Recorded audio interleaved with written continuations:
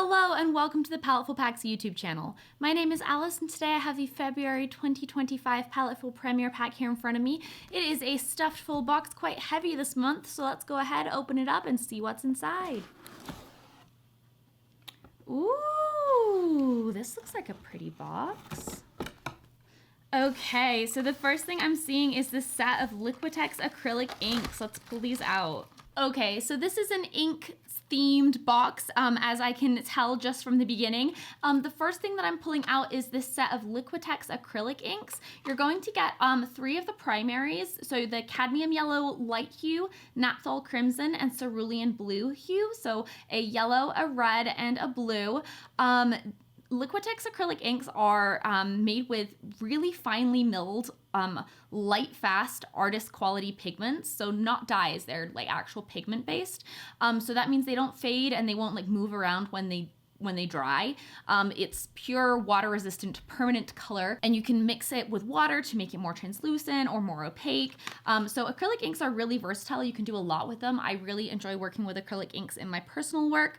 And you can use them with like pens, airbrushes, dip pens, and traditional brushes. So there's a lot of different ways to use these mediums that I'm excited to show you. Next, I'm seeing a bottle of the Daler Rowney FW acrylic ink. So this is another type of acrylic ink that is also a pigment acrylic ink. It is not a dye-based acrylic ink, and this is going to be in the color black, so we can get some nice contrast there. I'm also seeing 3 of these little graphics aqua inks. Now these are watercolor inks, not acrylic inks, so they're going to be water soluble. Even when they're dry, you can reactivate them.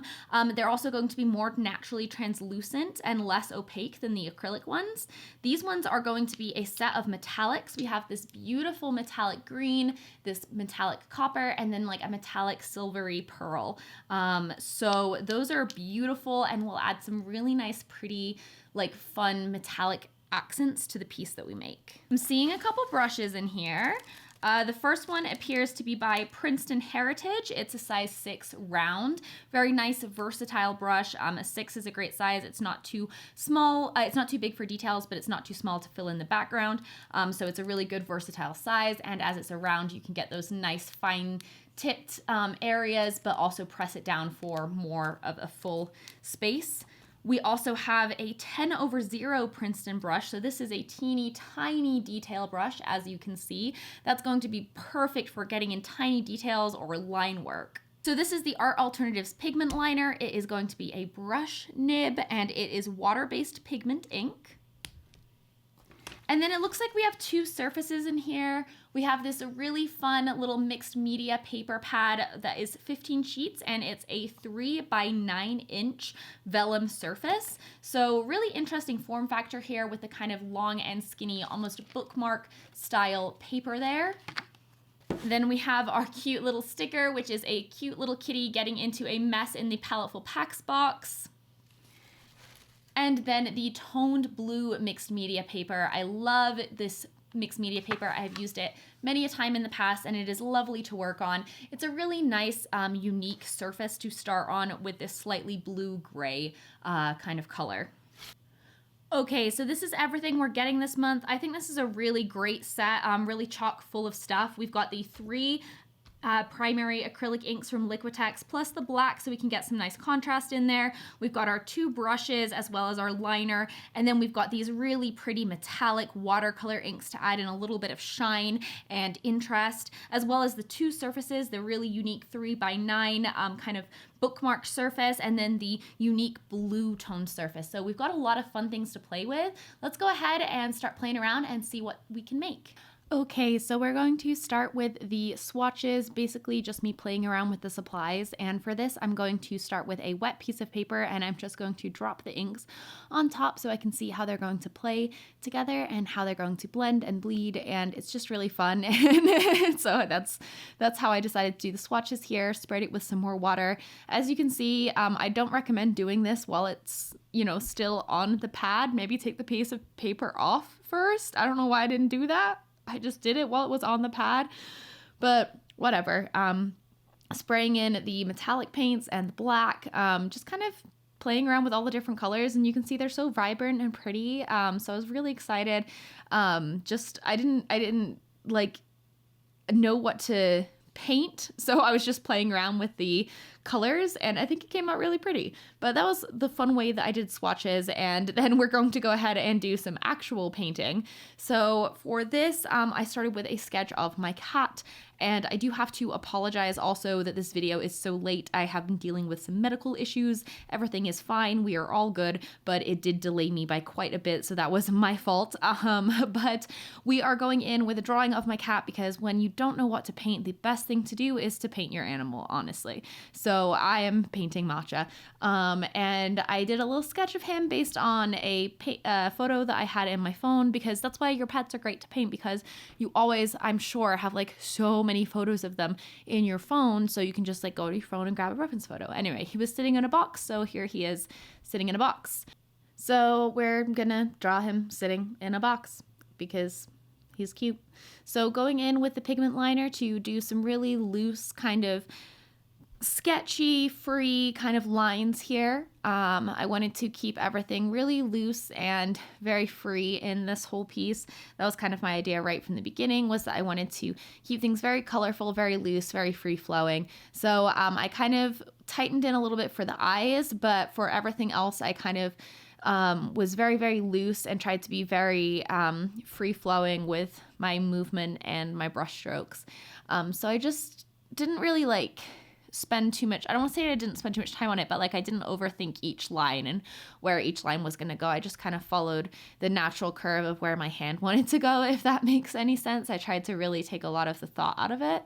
And then I also put in some of his markings, just because he has so many markings. It was just easier to put in the darker areas with the black pigment liner, because I have more detail control over that. So I decided to essentially do that, and then I can just splash all of this different color on top.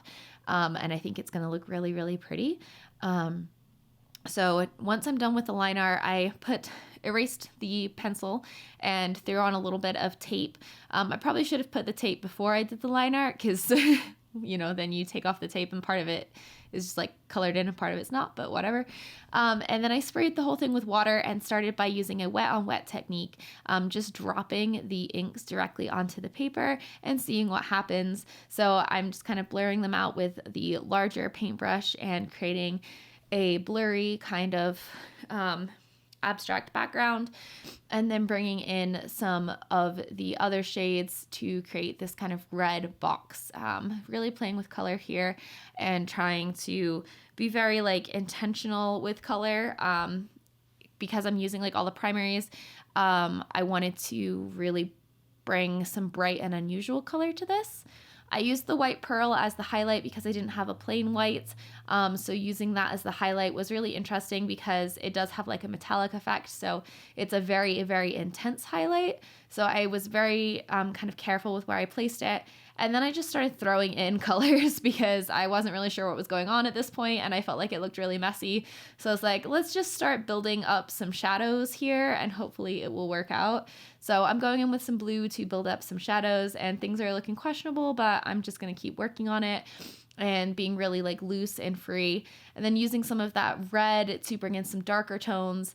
And now I'm feeling like things are maybe starting to come together. I don't know, but I am happy with how this piece turned out in the very end of it. But I will say, be very careful with these metallic paints. You can see how pigmented they are, but they're also really liquidy. So I kind of put way too much down, and then I was trying to pick back up, and then you can see I had to repaint the entire eye, and it was a whole mess. So just be careful and use the small brush and be very intentional about where you place these metallic pigments, because they are so metallic and bright and beautiful, but they will kind of overtake things.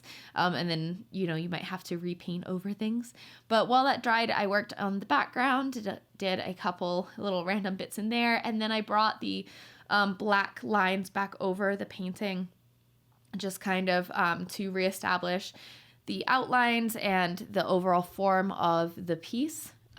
So yeah. Oh, and then I went in with the white to add in some final little highlights and things like that. And just kind of building up some final little details, nothing too crazy. These paints were really, really fun to work with. You can see you can get quite a variety of different colors, and things blend out really, really interestingly and do some really unique things. So it was really fun to work with. I'm sorry, again, if this voiceover is all over the place. I am mentally not quite present at the moment, but I really appreciate y'all sticking with me, and hopefully it made sense to you and you learned a couple things. Adding in some bright pops of yellow finally, and this for me, I was like, oh my gosh, that's what it needed yellow. But I added in this like orangey yellow, and it really kind of brought things together. And then I was kind of happy with it, and I think it's kind of cute, and it's my cat in a box. So yeah, I'm excited to see what y'all got up to this week, this month. Thank you so much for watching, and if you would like to join Paletteful, then click the link in the description box to visit our website. Thank you so much, and have a great rest of your day. Bye.